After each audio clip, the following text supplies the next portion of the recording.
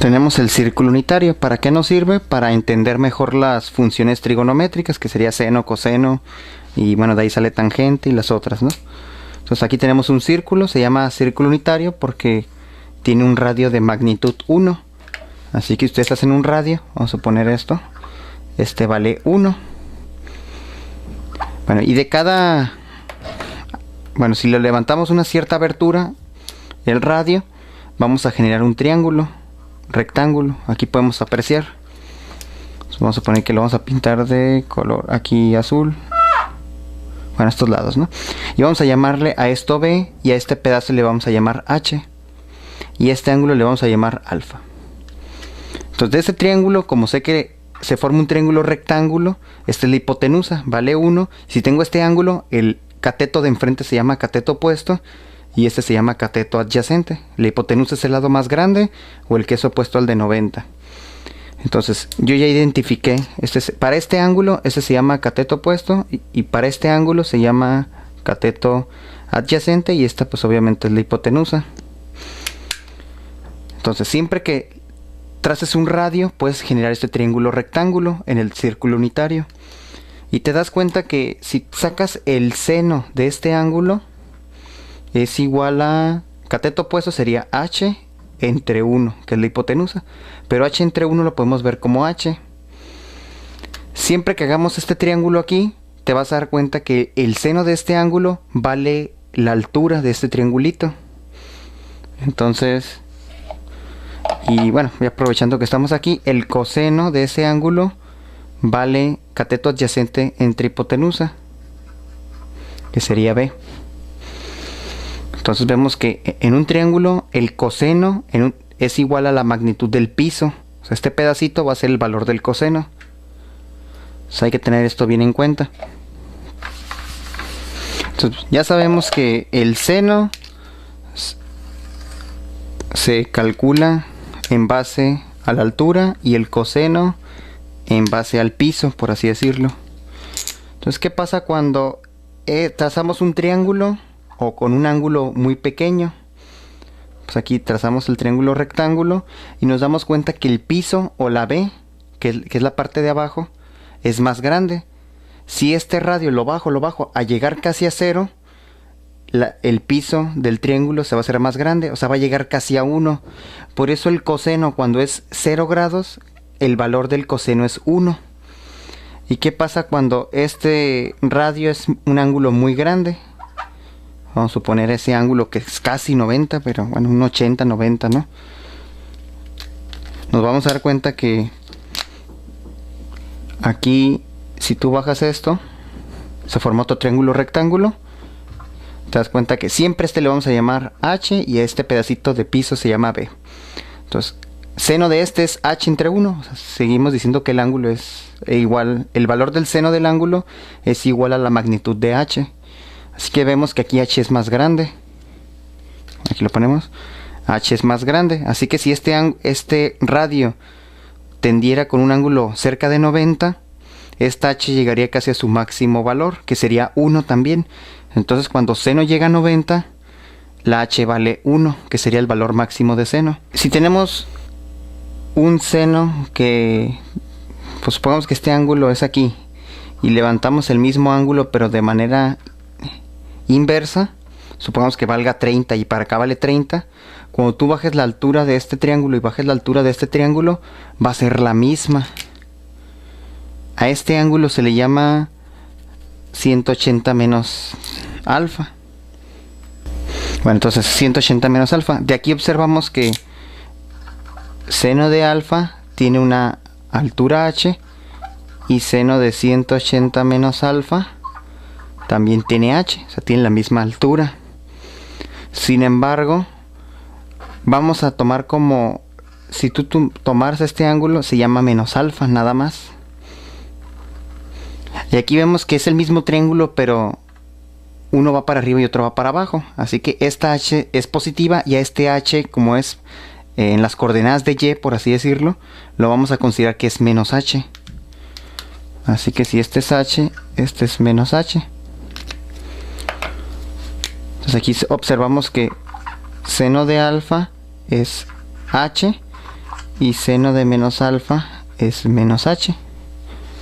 Para poder igualar estas, tendría que multiplicar por negativo esto. O sea, de estas dos, concluyo que seno de alfa es igual a menos seno de menos alfa, para poderlas igualar, porque este es menos h y por este negativo me queda más h. Pero lo que quiero que observen de este círculo unitario es que seno, el valor de seno depende de la altura. Entonces, si la altura está de un triángulo es hacia arriba, va a ser positiva, y si la altura queda hacia abajo, va a ser negativa. Si tiene el mismo triángulo, va a ser la misma magnitud de h, nada más que si está para arriba, pues va a ser positiva, y si está para abajo es negativa. En el caso del coseno, si trazamos un triángulo, ya sabemos que, bueno, al trazar este aquí, tomando que este es alfa, el valor de un coseno de un ángulo depende del piso del triángulo. O sea, en este caso sería aquí, esta parte sería B. Si ya sabemos que si este se hace con un ángulo que sea 0, esto va a ir creciendo hasta que llegues aquí a 0. Y si ese triángulo se hace muy grande, la base va a tender a 0. Así que coseno de 90 es 0. ¿Qué pasa si hacemos un triángulo para acá igualito a este? Bueno, eso se llama menos alfa. Esto vale beta. Pero como esto se mueve en x, por así decirlo, x de este lado se dice negativo. Así que para este lado va a ser negativo. Entonces, cuando tú tienes coseno de un ángulo, pues le vamos a llamar que es b. Pero cuando tienes coseno del 180 menos ese ángulo, vale menos b. Si quisiéramos igualarlas, igual que en el caso del seno, perdón, para poder igualar a esto, tendría que multiplicar por negativo el coseno de 180 menos alfa, para que poder igualarlas. Y otro, bueno, tenemos aquí, hacemos el eje y volvemos con el triángulo, y hacemos que aquí se genera un triángulo para un alfa. Este es el piso. Pero ¿qué pasa cuando es un triángulo menos alfa? Para este triángulo tenemos que coseno de alfa vale beta. Pero para este triángulo, aunque está volteado, también tiene la misma beta, que es esta, de este triángulo. Entonces coseno de menos alfa también vale beta. Porque vemos que de este triángulo, este es el radio, este es el b, que es el mismo del otro. Así que es igual.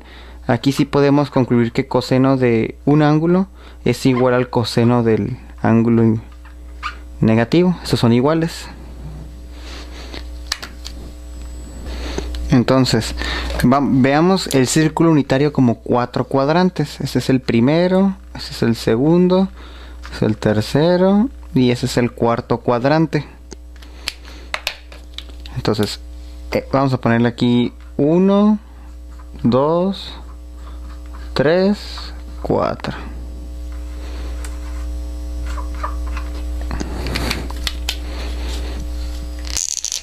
Aquí sería 1, 2, 3.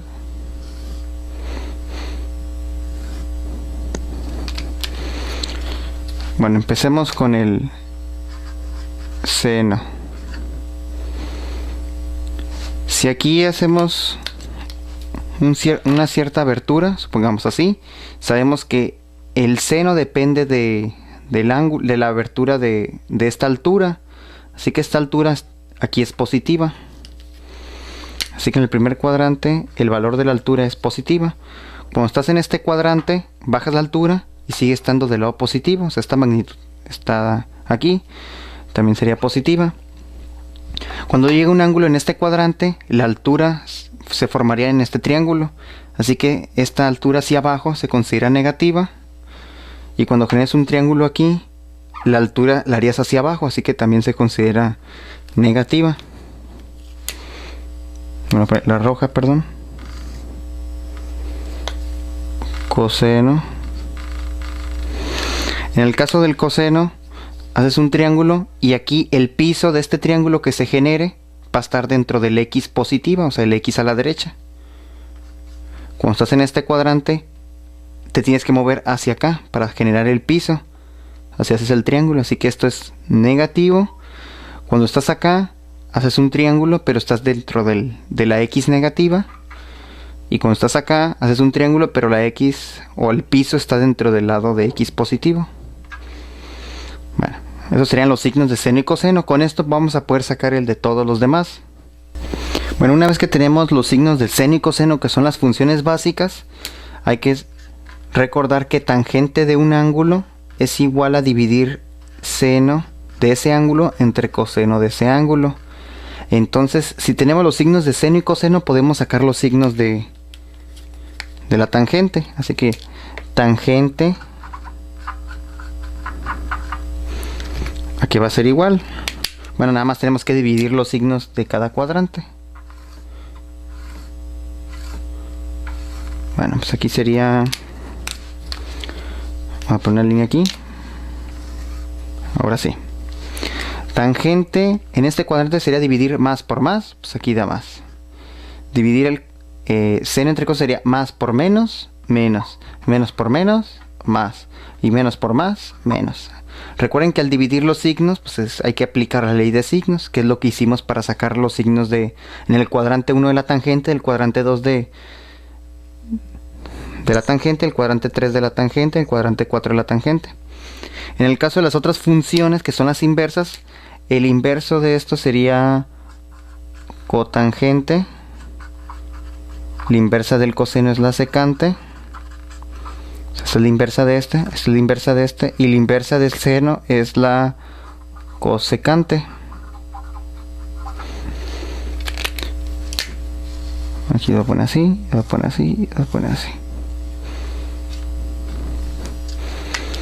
Bueno, pero vamos a apreciar algo.